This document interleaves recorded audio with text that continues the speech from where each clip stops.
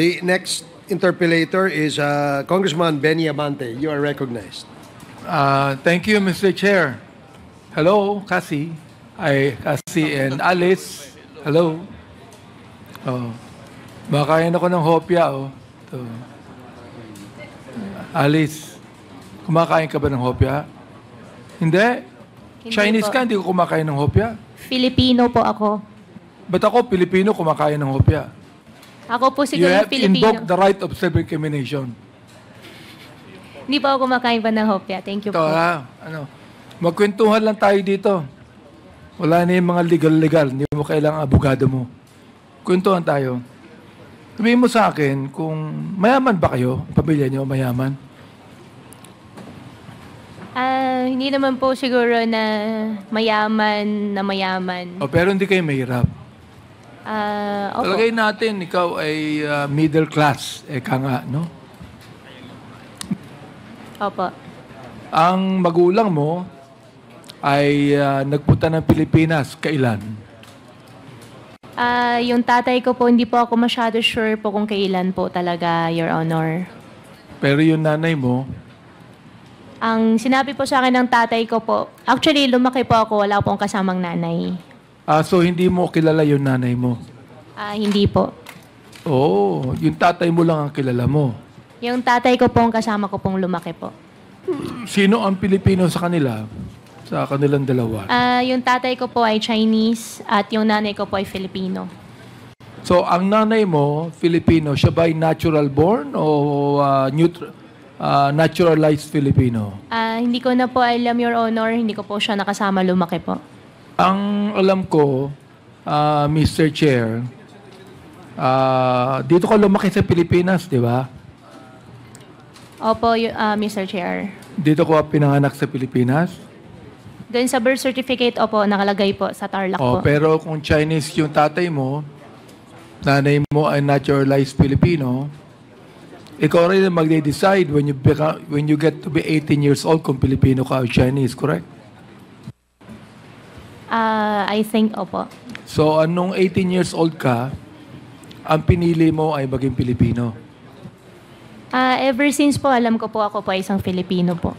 So, hindi ka nag-decide when you were 18 na ikaw ay gusto maging Pilipino? Your Honor, ever since po, alam ko po ako po ay isang Filipino po. Hindi, teka. Nabanggit mo, ang iyong tatay ay Chinese eh. Ang nanay mo, Pilipina eh. Diba? So, tama ba, Mr. Chair, na kinakailangan ang isang pinanganak ng banyaga at ang nanay po ay Pilipino, automatic ba na siya ay Pilipino, Mr. Chair? Tanong nga yung abogado mo kung automatic na ikaw ay Pilipino, kung ang nanay mo ay Pilipino. Opo, natural born po pag natural born po ang nanay. Kapag ang nanay ay Pilipino. Opo, Your Honor. So hindi kayo masyadong mayaman, pero ikaw ay nagtapos ng high school sa Grace Christian High School. Your Honor, hindi po. Saan ka nagtapos ng high school? Your Honor, homeschool po ako. Mo si Rubilin, ano? Homeschool. Saan galing yung Rubilin na teacher mo? Saan galing siya? Anong school? Si Teacher Rubilin po, hindi po siya talaga galing sa school po, pero siya po yung nagturo po sa akin. Mong sabihin, tinuruan ka ng ni Rubilin na hindi mo alam kung siya talagang teacher o hindi. Your Honor, alam ko po siya isang teacher dahil siya po yung nagtuturo po sa akin. Ang alam ko sa homeschooling, dapat ang magtuturo sa'yo ay teacher din at dapat merong official na lisensya mula sa school. Opo, Your Honor. Pinaliwanag po sa akin last time po sa Senate. Yung sa akin po kasi parang tutorial po ang nangyari po sa amin. Saan ang galing yung school? Saan galing na school? Si Teacher Rubilin po, wala po siyang pinanggalingan po na school. Siya lang po yung nagturo po sa akin. Meron siyang pinanggalingang school, hindi pwedeng wala eh. Wala po, Your Honor. Hindi mo alam. Wala po. Pero nagtapos ka ng high school. Hindi po, Your Honor. Hindi ka nagtapos ng high school. Hindi po. ka rin nakapag-college. Hindi po. Ay pareho pala kayo ni Cassandra. Si Cassandra, nag-graduate na elementary. Hindi ka nag-high school, Cassandra, di ba? Hindi ka nag-high school sa Pilipinas, di ba? Cassandra, Hindi po ako nag-high school. dito ka nag-elementary, di ba? Kick out ka, ikaw ay drop out sa school, di ba? Sa Opo. Pilipinas. Opo. O saan ka nag-high school? Wala po. Aba. Hindi po ako nakapag-high school, Aba, Mr. Chair. pinag-uusapan namin kanina rito, you're 38 years old, Alice, hindi ka nag-high school, hindi ka nakatapos. Si Cassandra, 24 years old, hindi nagtapos ng elementary. Kaya sabihin ko sa inyo, ang galing nyo. Can you imagine, huwarap kayo sa Senado? Oo. Nagalit sa inyo yung mga senador. Oo. At umaharap kayo dito sa Kongreso. Ay hindi kami maaaring magalit sa inyo. Natatawa nga ako sa iyo eh. Oo. Kanina tawa ka ng tawa, hindi ko alam anong tinatawanan mo eh. But what I'm saying is, hindi ka nakatapos ng high school, pero ang galing mong magsalita. At ang galing mong magsinungaling. Tama ba ako, Miss Alice? Hindi po ako nagsisinungaling po, Your Honor. Hindi ka nagsisinungaling. So mula nung bata ka hanggang ngayon, nagsasabi ka ng totoo. Mula bata po siguro po may nangyari pong white lies. Pero ngayon araw po, hindi po ako nagsisinungaling po sa inyo, Your Honor. Kahit white lie, hindi ka nagwa-white lie ngayon. Hindi po ako nagsisinungaling po sa inyo. Talagang hindi ka nakapag-college, ha? Hindi po, Your Honor. Wala kang diploma ng high school. Wala po, Your Honor. Hindi ka nag-aral sa Grace. Hindi po. Hindi ka nag-aral sa Grace Christian High School. Your Honor, regarding po sa Grace Christian High School, meron po silang ina-alleged po sa akin na issue po sa citizenship po. I don't Kaya care kung anong invoke po to- allegations yan. Ang tinatanong kita, kung ikaw ay nag-aral sa Grace Christian High School. Your Honor, hindi po. Okay. Sa kayo nakatira nung nag-elementary ka, nag-high school ka? Your Honor, ever since po nakatira po kami sa farm po. Saan? Sa farm po, Tarlac po. Farm Tarlac, sa Bamban ba? Opo, Your Honor. Doon ka lumaki. Opo, Your Honor. Marami kang barkada ron? Barkada po na bata, wala po. Kasi nasa loob po kami ng compound. Hindi ka lumalabas ng farm. For biosecurity po, hindi po. Bakit? Anong iimon sabihin for security purposes hindi ka lumalabas For ng farm? biosecurity po. Ano yung biosecurity? Ano ibig sabihin Biosecurity nun? po, para iwas po magkasakit po yung mga baboy. Iwas alin? Iwas po na magkasakit po yung mga baboy. Hindi ka naman. Bio. Paano magkakasakit yung mga baboy? Kaya nga bio, ibig sabihin para scientific yung approach nila. Pinapaliwanag sa akin ni Kong Dan Fernandez kung ano yung bio. Pinapaliwanag niya sa akin. Scientific approach. Ibig sabihin, si Kong Fernandez, medyo sympathetic sa'yo. Oo. Yan. Lalagyan mo na naman ang meaning, brother. Ganun yun. Hindi, bio eh. Di ba? Bio scientific. So, hindi ka pinapalabas dahil may mga alaga kang baboy. Opo. Yan po yung business po. So, wala kang barkadang anuman sa Bamban Tarlac. Your Honor, bata po, wala po. Wala. Nung malaki ka na at medyo dalaga ka na, nagkaroon ka na ng mga kaibigan. Meron po, supplier ng mais, supplier ng saan? gamot. Taga saan? Taga Banban din. Meron pong taga-Bamban, meron din pong taga-Concepcion, Okay, taga-Capas. kung ikaw ay hindi nagkaroon ng barkado nung bata ka pa, paano ka naging mayor ng Bamban? Kasi alam mo, nung ako naging congressman, Opo. marami kong kaklase ron sa distrito ko eh. Opo. Oo, marami kong kaklase distrito ko. Wala akong masyadong kamag-anak, pero yung mga kaklase ko, yung mga barkada ko, tumulong sa akin. Pero ikaw, nakakapagtaka, hindi ka nag-graduate ng college, no?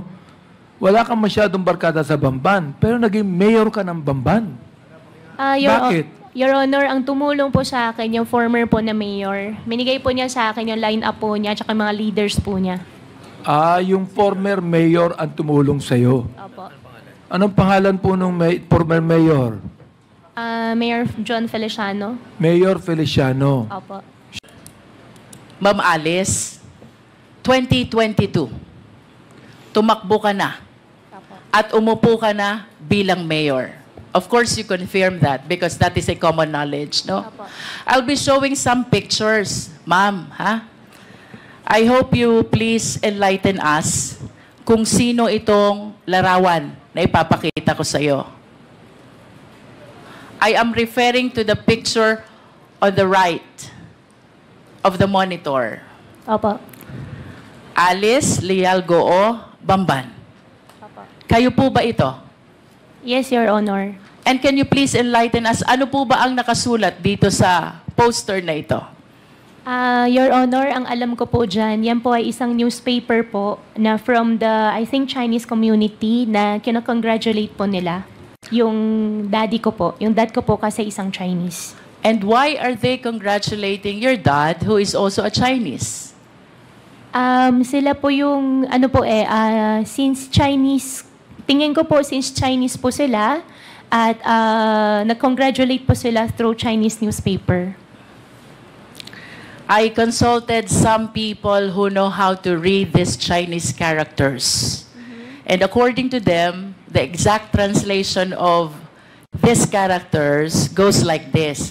Congratulations to the first Chinese mayor, Alice Leal Goo of Bamban. Ma'am, wala pong ganun nakalagay. Okay. Can we proceed to the next picture?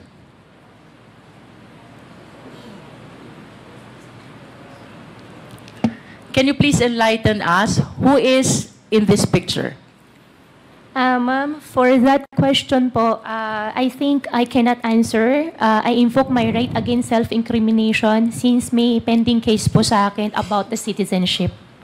About the citizenship. But would you agree with me if I would say, kamukha mo yung nasa picture? Ma'am, I will not confirm po. Let us proceed to the third picture.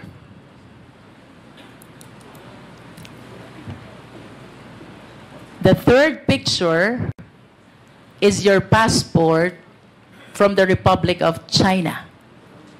Do you confirm this? Ma'am, I'm not confirming it. I have 8 pending cases on the court. I invoke my right against self-incrimination po, ma'am. Sorry po.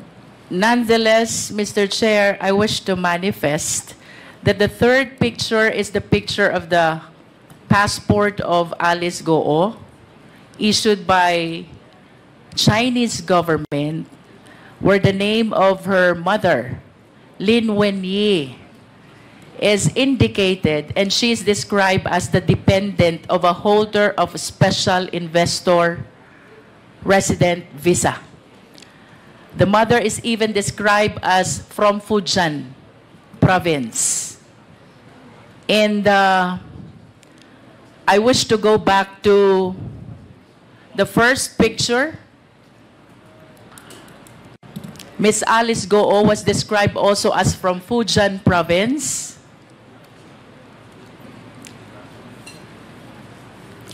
And I understand that Miss Alice Goo acknowledged only the first slide and refused to identify the second and the third slide. Nonetheless, Mr. Chair, I wish to manifest that these documents are evidence to show that indeed the nationality of Ms. Goo is Chinese. Nonetheless, Mr. Chair, in order to realize her intention, run to a public position, bring growth and prosperity to the municipality of Bamban, including the people who lives thereat, Ms. Alice Goo allowed, if not she's the one who purposely caused the same, the late registration of his birth, and even the application of her Philippine passport. I understand, Mr. Chair, that the right to run to a public office is a right which is exclusive to Filipino citizens. And I wish to manifest as well that this should be dealt with by law because this is something which open the country to issues of national security and interest, Mr. Chair.